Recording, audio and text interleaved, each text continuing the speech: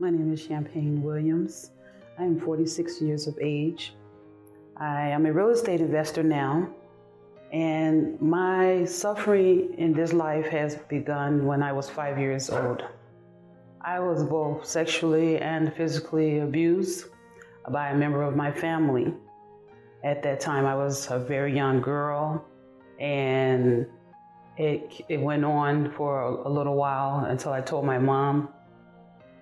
And my mom was not there for me because she was an addict, a drug addict, and as well as alcoholic. Just being in my household, my mom used to always say, I wish I would have never had a girl. I am the first girl of hers. I have an older brother.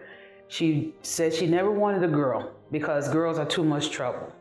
When I first told her that I was being abused, she whooped me. She slapped me in my face. I'm 5 now. And she said, don't tell nobody our family business. So I had to hold a lot of things in growing up. I learned to suppress feelings. I learned to put on a facade just so nobody would know what was going on with me. Growing up, it affected how I got close to people. I had trust issues. Even when I was dating, I used to lie to my boyfriend like my mom was dead. Lied to my boyfriend like my mom was dead. My children, I didn't want the state to take my children. So I used to lie and tell people that I had a job when I'd be out getting money. I may steal. If I had to steal something, I would steal. But I did not want them to take my children. I was very suicidal. They put me on medication. The medication made it worse.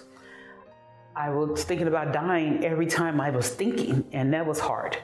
So I just said, Lord, I need your help. They said that I had kidney stones in both kidney hearts. They said that was very rare because usually you get 1 kidney stone at a time.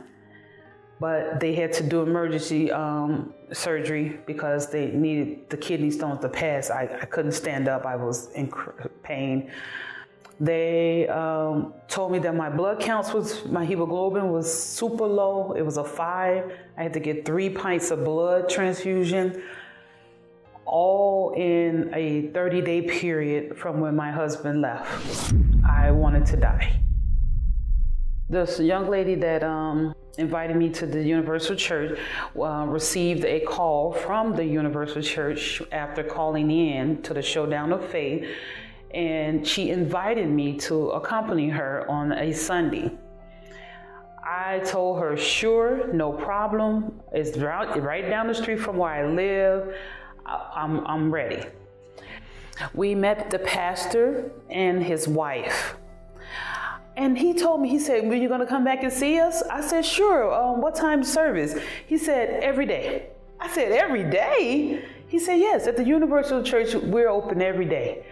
I couldn't believe it. I have been non-stop attending. I overcame depression.